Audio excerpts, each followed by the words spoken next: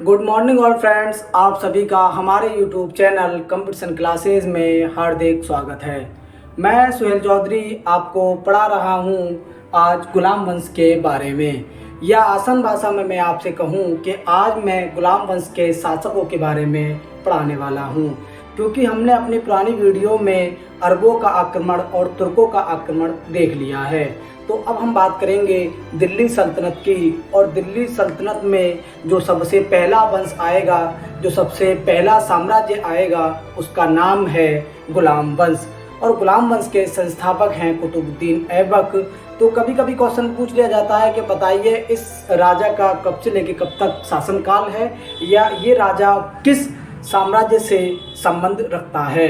तो आपसे क्वेश्चन पूछ लिया जाए कि बताइए रजिया सुल्ताना का कार्यकाल कितने वर्षों का था, तो आप कह देंगे 4 वर्षों का था। आइए इस बात को हम देखेंगे अभी। और फिर मैं आपसे कहूं कि बताइए रजिया सुल्ताना किस वंश की शासक थी, तो आप कह देंगे गुलाम वंश की संस्थापक थी। क्लियर है बात। तो आइए इसी बात को देखते हुए हम देखते हैं कि सबसे पहले हम किस वंश के बारे में पढ़ रहे हैं आज। उस वंश का नाम है गुलाम वंश। क्लियर है बात। गुलाम वंश के बारे में आज हम देख रहे हैं, और जिसका टाइम पीरियड अगर देखा जाए तो 1206 से लेकर 1290 तक जो है गुलाम वंश रहता है। आसान भाषा में अगर आपसे कोई पूछ ले कि बताइए गुलाम वंश का टाइम पीरियड कितने से लेकर कितने तक है, तो आप कह देंगे 1206 में गुलाम वंश की स्थापना होती है, और 1290 में जो है इसका पतन हो जाता है, या ये वंश खत्म हो जाता है। इसके बाद दूसरा वंश आता है खिलजी वंश। क्लियर है बात। आइए देखते हैं कि इस वंश को हमने 2-3 भागों में बांटा है। कि जैसे कि गुलाम वंश की हम बात करें तो गुलाम वंश में जो 2 राजा हुए वो कुतुबी वंश के कहलाए। हम ये कहें कि गुलाम वंश एक बड़े वंश का नाम है, जिसके अंदर जिस वंश का राजा बनेगा उसने अपना नाम और एक दे दिया। जैसे कि मैं आपसे कहूँ कुतुबी वंश के राजा कितने हुए? 2 हुए। कुतुबी वंश गुलाम वंश का ही एक हिस्सा है। गुलाम वंश के अंदर 3 वंश आए, जिसमें हम बात करेंगे कुतुबी वंश की, दूसरा है शमसी वंश, और तीसरा है बलबनी वंश। इसको समझाऊंगा आगे, अभी देखते हैं पहले। तो अगर हम पहले राजा की बात करें या पहले बादशाह की बात करें, पहले सुल्तान की बात करें, इसका नाम है कुतुबुद्दीन ऐबक। 1206 से लेके 1210 तक जो है ये राजा बनता है, या राजा रहता है किसका? गुलाम वंश का। और गुलाम वंश का संस्थापक भी इसी को कहा जाता है। कौन है ये? संस्थापक है। संस्थापक इसलिए कि इससे पहले कोई वंश था ही नहीं, यही वंश है। उसकी स्थापना किसने की? संस्थापक कौन है इसका? कुतुबुद्दीन ऐबक है। 1206 से लेकर 1210 तक ये 4 साल तक जो है राजा रहता है। ये बड़ा इंपॉर्टेंट है, मोस्ट इंपॉर्टेंट है ये। इसको हम पढ़ेंगे बारीकी से। अभी जो हमारी अगली वीडियो आएगी तो इसी पर आएगी, है ना। फिर इसके बाद हम बात करें आराम शाह। आराम शाह कौन है भैया? इसको लेकर मत रहता है। कुछ इतिहासकार कहते हैं कि ये कुतुबुद्दीन ऐबक का पुत्र है, और कुछ इतिहासकार कहते हैं कि कुतुबुद्दीन ऐबक का कोई पुत्र था ही नहीं।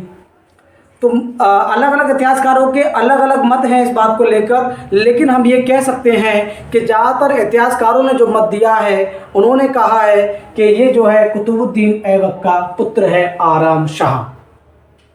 लेकिन इस पर मतभेद है।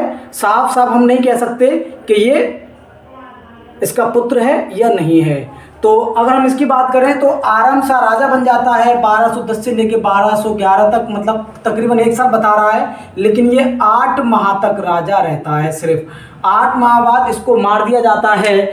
इसको जो मार दिया जाता है, और मारता कौन है? इल्तुतमिश, और इल्तुतमिश राजा बन जाता है। इसलिए कि ये बिल्कुल अयोग्य शासक था। इसको कुछ भी समझ नहीं थी कि शासन को कैसे बढ़ाना है, कैसे शासन करना है। और जो हमारे पास छोटे छोटे जो इनके पास जीते हुए शहर थे, उन शहरों पे लोग अपना आधिपत्य जमाते जा रहे थे, और ये बेचारे कुछ नहीं कर पा रहे थे। जब ये कुछ नहीं कर पा रहे थे तो जितने भी अमीर वहाँ होते थे, या वजीर हम कह लें, उन्होंने इसका विरोध किया। कहा कि भैया इसको हटाओ, ये तो पागल है।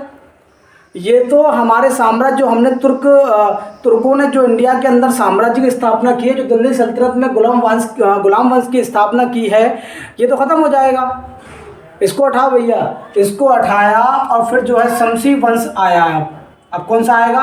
शमसी वंश। अगर आपसे पूछ लो शमसी वंश के राजाओं के बारे में बताइए, तो इल्तुतमिश, रुकनुद्दीन फिरोज शाह, रजिया सुल्ताना, मुइजुद्दीन बारम शाह, अलाउद्दीन मसूद शाह, नसरुद्दीन महमूद। ये किसके हो गए? शमसी वंश के। वही यहाँ से कुतुबी वंश के राजा कौन से? कुतुबुद्दीन ऐबक और आराम शाह। इतना डीपली क्वेश्चन पूछा नहीं जाता है।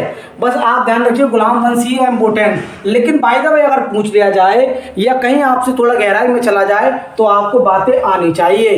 वैसे पूछेगा नहीं लेकिन समझने के लिए अच्छी बात है, समझ लिया हमने, अच्छी बात है। बाकी ये सारे राजा 1 2 3 4 5 6 7 8 9 10, ये 10 की 10 राजा जो है किस में है? गुलाम वंश में है। तो गुलाम वंश में 10 राजा रहे, इनको हमने तोड़ तोड़ के अलग पढ़ा है। तो इल्तुतमिश की अगर बात की जाए तो इल्तुतमिश जो है शमसी वंश से ताल्लुक रखता है। मतलब ये अपने आप को शमसी मानते हैं, इसलिए इन्होंने अपने वंश का नाम क्या रख दिया? शमसी वंश रख दिया। क्लियर है बात? इल्तुतमिश जो है कुतुबुद्दीन ऐबक का दामाद भी है, और जिस वक्त आराम शाह राजा बना था उस वक्त इल्तुतमिश जो है बठिंडा का गवर्नर था या सूबेदार था। इसको बुलाया गया, इससे कहा भैया आओ आप, और दिल्ली के नज़दीक इन दोनों में युद्ध हुआ। आराम शाह बेचारे आराम से ही रह गए और चले गए, इनकी हत्या कर दी गई और राजा कौन बन जाता है? Iltutmish. It's very important. Iltutmish की हम बात करेंगे, राजा इल्तुतमिश के बारे में हम डीपली पढ़ेंगे, और ये भी जो है एक मोस्ट इम्पोर्टेंट एक राजा है। किस वंश का? गुलाम वंश का। इल्तुतमिश ने ही जो है बहुत सारे कार्यकाल किए जो कि हम इसके टाइम पे पढ़ेंगे हम, जैसे कुतुब मीनार को उसने पूरा किया। ये हम जिसे ये संस्थापक हैं कुतुबुद्दीन ऐबक साहब, किस वंश के? गुलाम वंश के। वहीं इल्तुतमिश जी जो है इसके वास्तविक संस्थापक हैं। इल्तुतमिश कौन है?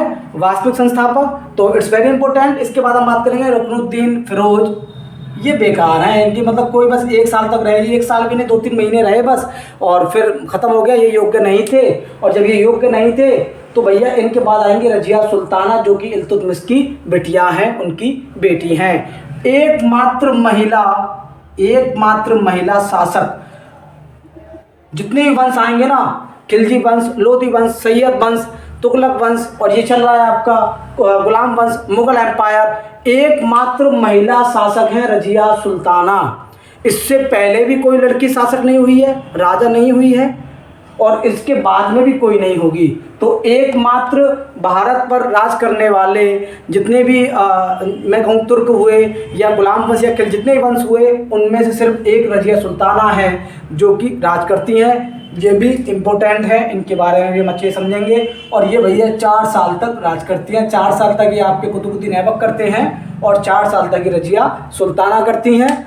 और सेम इनका लगभग टाइम पीरियड सेम है। यहाँ 1206 की बात हो रही है 1210 तक, यहाँ 1236 की बात हो रही है 1240 तक। यहाँ भी 6 आ रहा है, यहाँ भी 6 आ रहा है, यहाँ भी 0, यहाँ भी 0।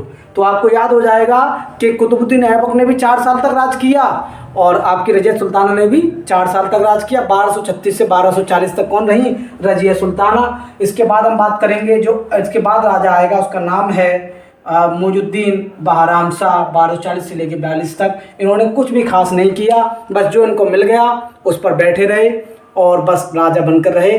कोई भी इन्होंने अच्छा काम नहीं किया, बस नाम मात्र के राजा रहे बहराम शाह। इसके बाद अगर हम 5वें राजा की बात करें, शमसी वंश के 5वें राजा की, और वैसे गुलाम वंश के 7वें राजा की, इसका नाम है अलाउद्दीन मसूद शाह। ये भैया 4 साल तक राजा रहेंगे, 42 से लेकर 46 तक राजा रहते हैं, और इन्होंने भी कुछ ज़्यादा खास नहीं किया। बस जो हमें मिल गया, जो कुतुबुद्दीन ऐबक हमें दे गए या इल्तुतमिश जो हमें दे गए, वो हमने बस उसको संभाल के रखा या अपनी मौज मस्ती की, और कोई ख़ास काम इन्होंने नहीं किया। उसके बाद राजा की बात की जाए तो नसरुद्दीन महमूद, ये 20 साल तक राजा रहेंगे। 1246 से लेके 1266 तक ये राजा रहेंगे, और इन्होंने ठीक ठाक काम किया। लेकिन जो ये काम करते थे ना, ये बलवन की समझ से काम किया करते थे। बलवन इनके जो है हम कह सकते हैं कि संरक्षक थे या मेन कार्यकर्ता थे, या हम कह दें कि यही अमीर थे, यही वजीर थे, यही सब कुछ थे। और बलवन ने अपनी पुत्री का विवाह, अपनी लड़की, अपनी बिटिया की शादी जो है नसरुद्दीन महमूद से कर दी। देखो कितना दिमाग लगाया। बलवन एक नॉर्मल आदमी, बस सलाहकार, और उसने अपनी बिटिया की शादी किससे कर दी? नसरुद्दीन महमूद से। और 20 साल तक नसरुद्दीन महमूद राजा रहते हैं। और कमाल की बात देखिए, 20 साल तक रहेगा मेहमान और 20 साल तक ही रहेगा ससुर। दोनों 20-20 साल तक जो है राजा रहते हैं सबसे ज़्यादा। और इसमें अगर बात की जाए तो एक इल्तुतमिश रहते हैं बस, इसके बाद में अगर देखा जाए टाइम पीरियड तो इन दोनों का ही मिलता है। तो इनका भी याद करने की एक आसान बात है कि नसरुद्दीन महमूद 20 साल तक राजा रहे, 1246 से 1266 तक, और बलबन भी जो उनके ससुर हैं ये भी 66 से लेके 86 तक राजा रहे। फिर 40 का एक ग्रुप है तुर्क चैलगानी, उसको समाप्त कर देंगे, ये बड़ी कहानी है, पढ़ेंगे आगे। तो इसके बाद आता है बलबनी वंश, क्योंकि बलबन जब राजा बन जाते हैं तो ये अपने वंश को बलबनी नाम दे देते हैं, और गयासुद्दीन बलबन का पूरा नाम है। ये भी 20 साल तक राजा रहे, 66 से लेकर 86 तक। उसके बाद अगर बात की जाए तो केकुआबाद या शमसुद्दीन क्यूमर्स इन्हीं का नाम है, इनके दो नाम हैं। गयासुद्दीन बलबन के बाद जो राजा बनेगा उसके दो नाम हैं, एक केकुआबाद और एक शमसुद्दीन क्यूमर्स। ये 87 से लेकर 90 तक 3 वर्ष तक जो है राजा रहते हैं। उसके बाद में जलालुद्दीन फिरोज खिलजी इनको हटा देते हैं, हत्या कर देते हैं, समाप्त कर देते हैं। उसके बाद एक नया वंश आएगा जिसका नाम है खिलजी वंश। तो मैंने आपको गुलाम वंश के सभी शासकों के बारे में बता दिया है, और ये भी बता दिया है कि ये शासक अपने आप को किस वंश से ताल्लुक़ रखवाना चाहते थे, उसके बारे में मैंने आपको बता दिया है। तो इसमें जो इम्पोर्टेंट हैं, एक कुतुबुद्दीन ऐबक हैं जो 1206 से 1210 तक रहेंगे, इनके बारे में हम डीपली पढ़ेंगे। ये कुतुब मीनार का स्थापना करते हैं या उसको बनवाना स्टार्ट करते हैं, उसकी नींव रखते हैं।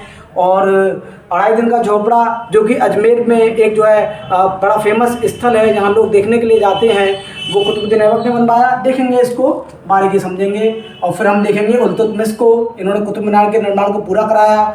और फिर देखेंगे हम रजिया सुल्ताना को। 3 इधर इम्पोर्टेंट हो गए, और इधर एक ये मोस्ट इम्पोर्टेंट है बलबन जी। इन चारों के बारे में तो हमें डीपली देखना ही है, और जब इनको देखेंगे तो इनका नाम भी आ जाएगा। तो ये राजाओं के बारे में हमको पढ़ना है। ये एक बहुत अच्छे, शक्तिशाली और कुशलतापूर्वक इन्होंने शासन किया, और बेहद शक्तिशाली थे ये लोग। और मैं आपसे कहूँ कि नसरुद्दीन महमूद जो है ये तो अपना खर्चा चलाते थे, जो है अपने हाथों से टोपियाँ सिलकर। मुस्लिम समुदाय में जब नमाज पढ़ते हैं तो सर पर एक टोपी लगाई जाती है, उस टोपी को सिलने का काम किसका था? यह करते थे, काम नहीं था, ये खुद बाय चॉइस अपने दिल से करते थे, अपने मन से करते थे नसरुद्दीन महमूद, और जो उससे अपना जो है जीवन यापन चलाया करते थे। क्लियर है बात? तो यहाँ तक मुझे उम्मीद है कि आपकी समझ में आ गई होगी सारी बातें। तो आप इसको नोट कर लेना सारी बातों को, और स्क्रीनशॉट लेकर गुलाम वंश के बारे में जितने अभी तक राजा हुए उन सब के बारे में हमने पढ़ लिया है। क्लियर है बात? हमारी वीडियो कैसी लगी कमेंट बॉक्स में अपनी राय जरूर दें। हम आपको सारा मटेरियल इकट्ठा करके एक जगह पर दे रहे हैं, तो आपको समझ में आ गई होंगी सारी बातें। धन्यवाद।